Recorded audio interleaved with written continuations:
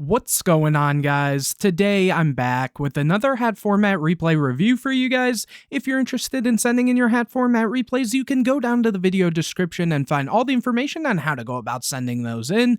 Anyways, the matchup I have for you today, we have Mexecutioner 78, who's going to be on 3.5 Axis Fire Fist Artifact, versus Ebelich, who is going, or Ebelich, I'm not really sure how to pronounce that, I apologize in advance, who is going to be on kind of a rank 4 toolboxy deck. You'll just have to kind of watch and find out more about that. But hopefully this will be a good match. Without further ado, let's get straight into it. So here, it looks like Ebelich is going to win the rock, paper, scissors and get to start this one out. Opening hands, we see Beagletack, Rooster, Tensu, Moraltack, and Tenki.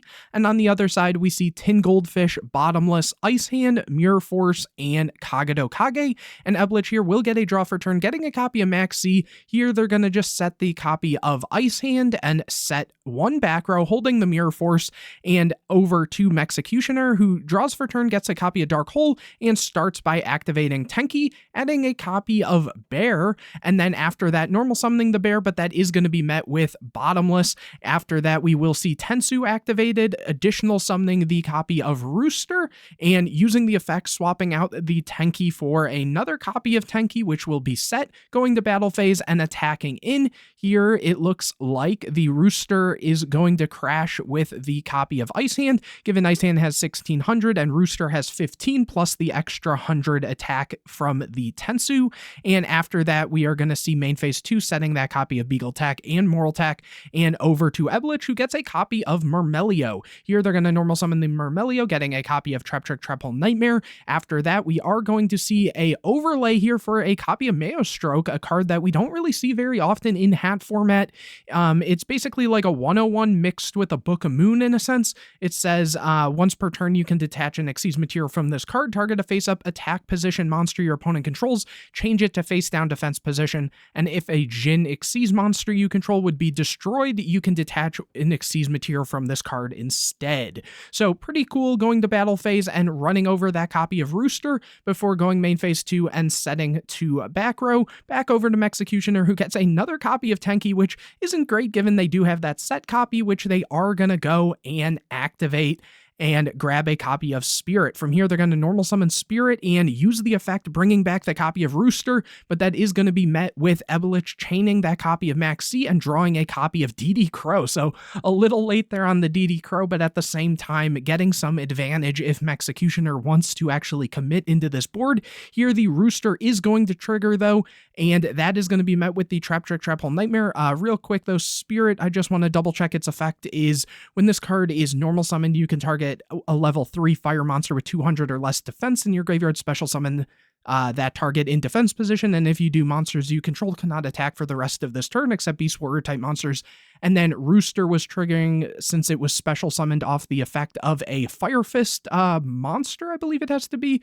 When this card's special summoned by the effect of a Fire Fist monster, yeah, you can add a Fire Fist monster from your deck to your hand. So here that is being met with the Trap Trick Trap Hole Nightmare, though, so that will be destroyed there. And obviously Mexecutioner doesn't have anything else they can do, so just passing turn over to Ebelich, who now gets a copy of Dionea, which is really strong given they are going to go and use that copy of Maelstrom, switching the Spirit to face down defense before summoning the copy of Dionea, bringing back the Mermail. Mermail can pop a back row, which is actually going to go and pop that Moraltack, though they're kind of skipping steps because this will go to graveyard first, which I could assume is going to be met with that copy of Crow, which it is, and then we are going to see an overlay into a copy of King of the Feral Imps, detaching a material and getting a copy of Kagado Kage. Before going to battle phase, the Maelstrom will get over the Spirit, and then the King of the Feral Imps will attack in before passing it over to Mexecutioner, who now is in sort of an alright position, honestly, because they can go and normal summon Bear. Very interesting that they're going for this play when this can kind of protect itself.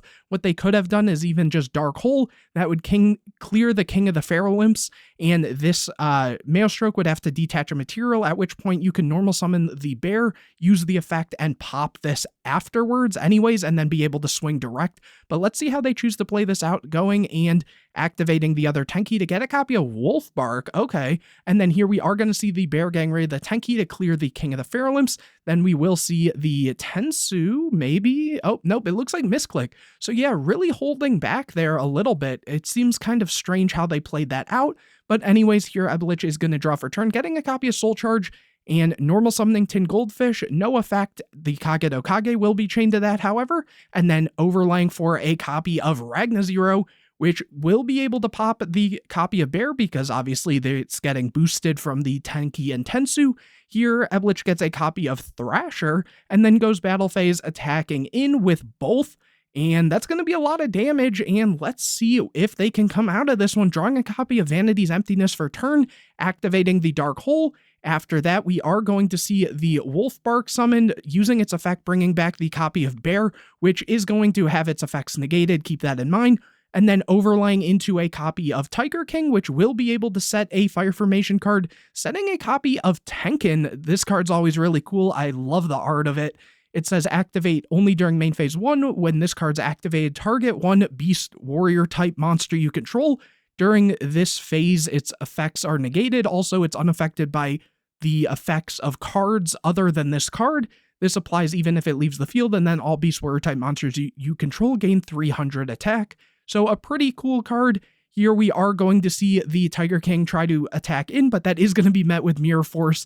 So Ebelich will take game number 1. Moving on into game number 2, Executioner will get to start this one out. Opening hands, we see Tenki, Dragon, Sanctum, Leopard, and Soul Drain. And on the other side, we see Gores, Tin Goldfish, Icy and Summoner Monk, and Photon Thrasher. And here, Executioner will get a draw for turn, getting a copy of Ignition. So a pretty solid hand, very strong actually, now that I'm looking more at it. A very strong opener from them here, and we will see what they actually end up doing here.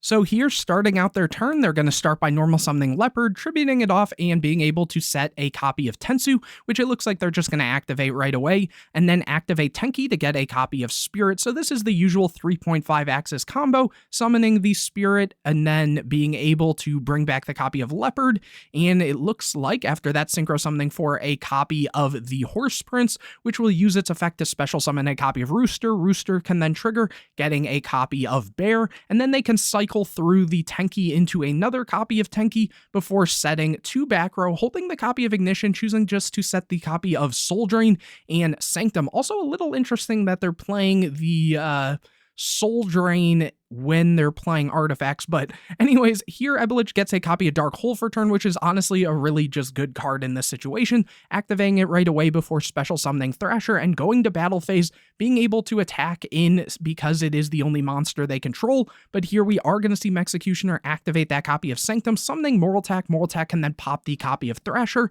Going main phase 2, it looks like Ebelich is just going to set a copy of Ice Hand, play it kind of slow, and honestly, it's not like they have much else that they can do. In theory, they know that the Tenki's there, they don't know about the Soul Drain, so maybe if they really wanted, they could have maybe like 10 Goldfish into Summoner Monk and made like an Exciton play or something, but it's really hard to say how strong that would be given they know that Executioner here is on artifacts, so they could get kind of punished by that. They would have the Gores at that point, but it still just doesn't feel that great of a position, especially when you know you're against Fire Fist, you know they have a copy of Bear in hand, which will just kind of spiral out of control again from that point. So let's see what they choose to do here. Executioner gets their own copy of Dark Hole, and here they are going to normal summon Dragon, flip up the Tenki. Tenki is going to be able to add, as well as the copy of Dragon is going to trigger to set a copy of that Tenkin. And real quick, since we don't see Dragon that often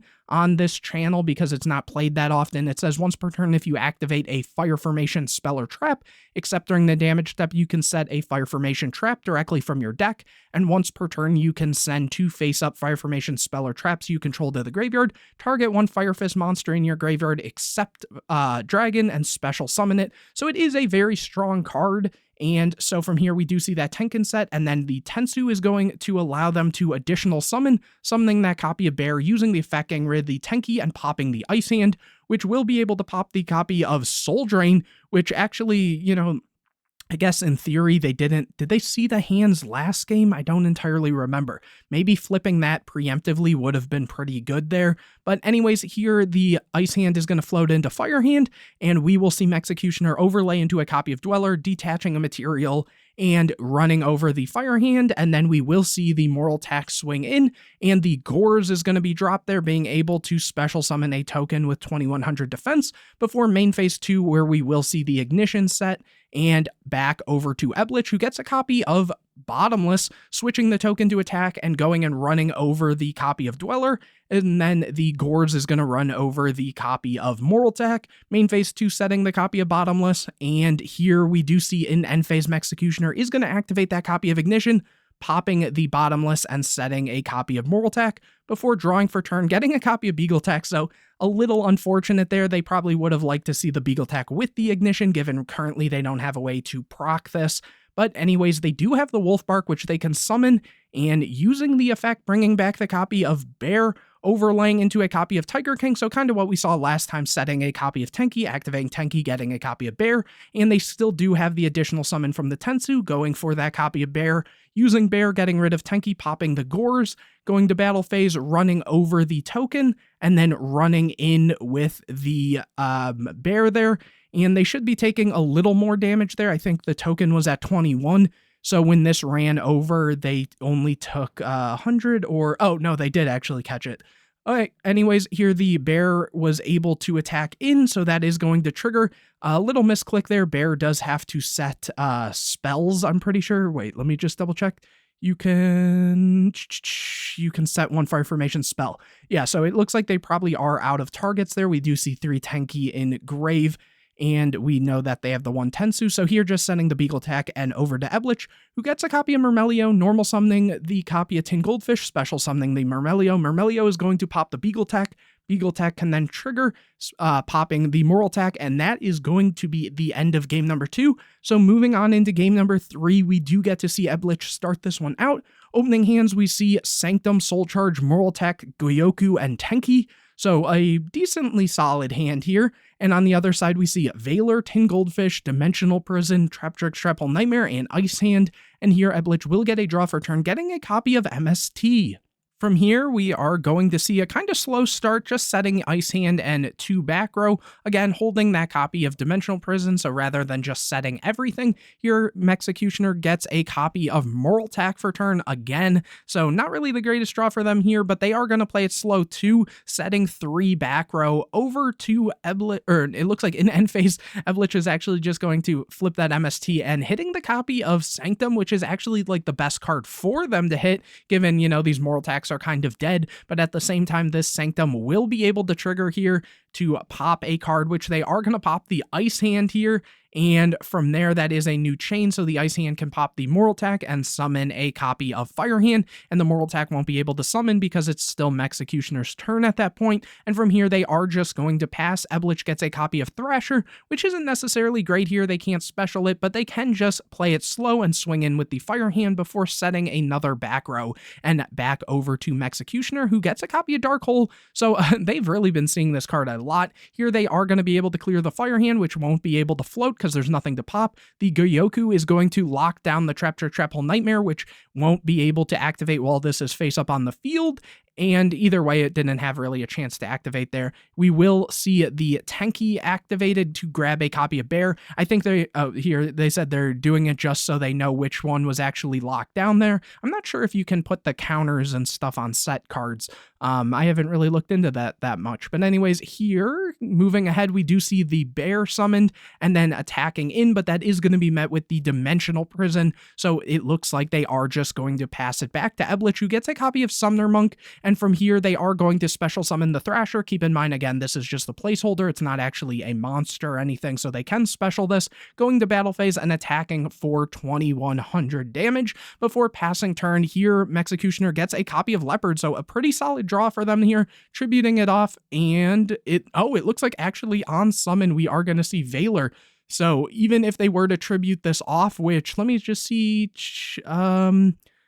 During the main phase, if this card is normal special summon, you can tribute one Fire Fist monster. So even if they tributed it off, it would be negated, and it's not like they really had a way to like soul charge and make plays work with that. So they are just going to pass here, and here we do see Eblich get a copy of Mermail, I believe it was. Normal summoning Tin Goldfish, special summoning the Mermail to pop the Goyoku. Going to battle phase, Tin Goldfish can run over the copy of Leopard, and then the Mermail can attack in here.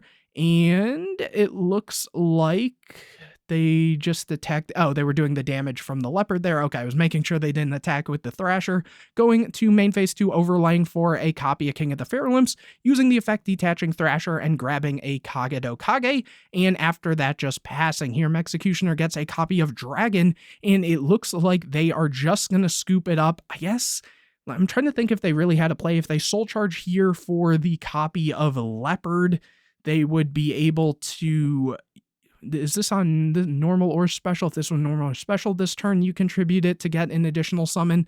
So at that rate, they'd be able to, you know, get maybe another Tensu or even a Tenki at that rate. Oh, so maybe what they could do is, let me just see, if this card's normal or special summoned this turn, you contribute Fire Fist. So you could soul charge and then be able to tribute it off and get a copy of Tenki. Tenki could get you your copy of Spirit, and you had that full combo, though obviously we know that is going to be met with the Triple Nightmare, but I guess that was maybe the only thing they could have done, and even then, they're not in like the greatest position, but I guess just for the sake of, they could have maybe tried to play it out a little bit, but it really wasn't going to matter there, I don't think. So anyways, hopefully you guys enjoyed this video. If you did, make sure to leave a like on it, comment any questions or videos you want to see in the future, subscribe to the channel, hit the bell to get notified anytime I put a new video out, share this video with your friends, and don't forget to go down to the video description to find out how you can send in your hat format replays, whether you won or lost. If you thought the deck you or your opponent was playing was pretty cool,